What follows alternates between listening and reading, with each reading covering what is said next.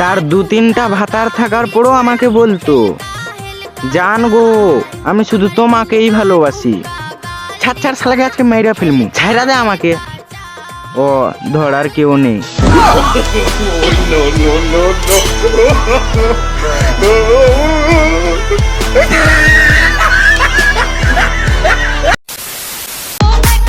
তুমি গার্লফ্রেন্ডের ছবি ফেসবুকে স্ট্যাটাস দিবা, আবার কি মুখে ইমোজি দিবা?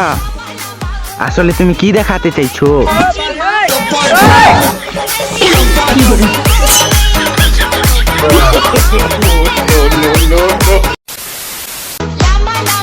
তুমি হবে মিট মশলা, আমি হব মাংস।